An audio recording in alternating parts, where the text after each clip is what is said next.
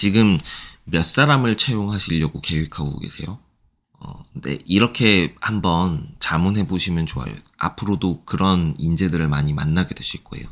채용 공고도 그런 방식으로 많이 올리고 계시고, 내가 지금 이 사람한테 연봉을 맞춰주지 않으면 이 사람이 과연 다른 회사의 경쟁력 있는 인재로 또 재취업이 가능할까를 자문해 보시는 거예요.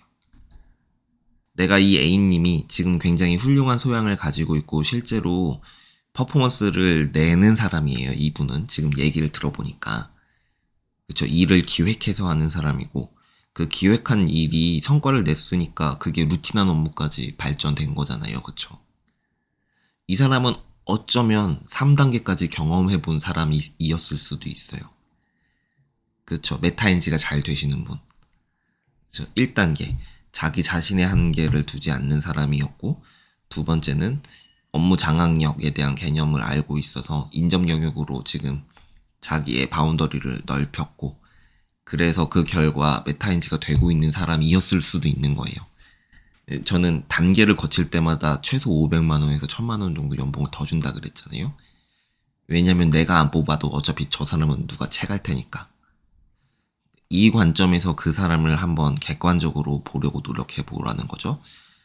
내가 이 사람을 잡지 않으면 이 사람은 언제든 아무 회사나 그냥 골라서 갈 수 있는 상태인 건지, 내가 이 사람을 잡았으면 이 사람을 통해서 내가 우리 회사를 더 성장시킬 수 있었을 건지를 한번 이 차원에서 검토해 보셔야 되는 거예요. 그렇게 보시면은 채용 의사결정 하실 때 조금 더 현명한 방법을 생각하실 수 있겠죠. 시행착오를 겪어보셔야 돼요. 실제로 내가 그 사람을 4,500만 원에 모셨어. 레벨 3까지 클리어가 되신 것 같아가지고. 팀을 이끌게 했는데 퍼포먼스가 안 나와. 그럼 그 사람의 직급을 내리고 연봉을 감면하고 연봉 협상을 다시 해야 되는 그런 어려운 상황이 생길 수도 있잖아요. 근데 회사를 경영하면서 이런 일이 한 번도 안 일어날까요, 과연? 내가 실수할까봐 두려운 마음을 내려두셔야 돼요. 시행착오를 하셔야 됩니다, 정말로. 한번 이렇게 거는 반문해보세요. 내가 그 사람을 4천만 원을 주고 모셨을 때 정말 최악의 순간, 그러니까 최악의 상황, 내가 이 판단을 완전히 잘못했어요. 그럼 내가 그때 잃게 되는 게 무엇인지를 한번 따져보는 거예요. 그리고 그것이 내가 그래, 그 최악의 상황도 내가 충분히 견딜 수 있는 정도야, 그러면은 질러 보셔야 되는 거예요. 조율을 하는 거죠. 그분도 메타인지가 안 된 거잖아요, 사실. 그러니까 그렇게 대화를 했을 때 의견이 조율이 안 돼서 그 사람이 나가는 결과로 이어진다고 하면 다음에 사람을 채용할 때 이분과 같은 사례를 만들지 않기 위해 면접을 더 훨씬 신중하게 여러 가지 질문들을 보면서 과정을 통해서 성장해야죠. 네, 어떻게 시행착오를 안 겪을 수가 있겠어요. 그러니까 증명을 해야 되는 거죠. 실무 능력으로. 그러니까 내가 1, 2, 3 레벨의 마인드셋을 면접에서 봤다면 일단 1단계 관문부터 수습 기간 동안 계속 이제 푸시를 해주는 거예요. 서로 합의된 상황에서.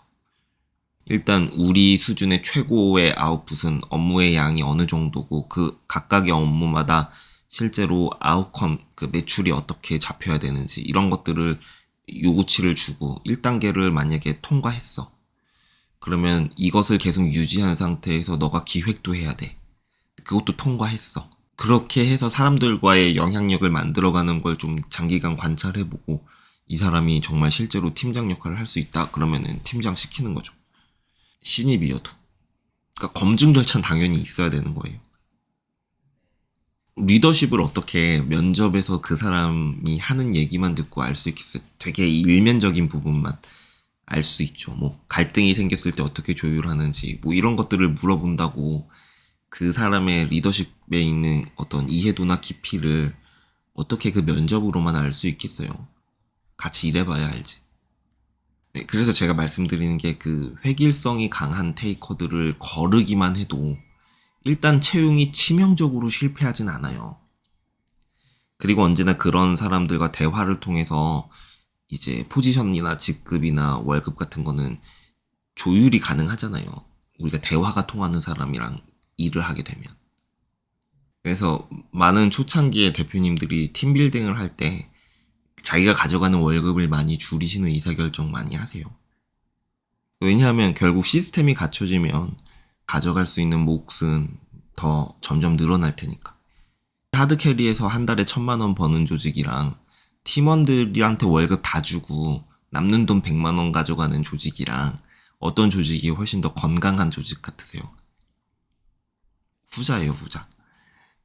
내가 그 팀원들한테 월급 다 주고 이제 나는 경영자로서 머리와 입으로 일하는 어떤 경영자가 되시면 노동의 강도는 줄어들지만 생각할 수 있는 시간이 많이 늘어나잖아요. 그쵸?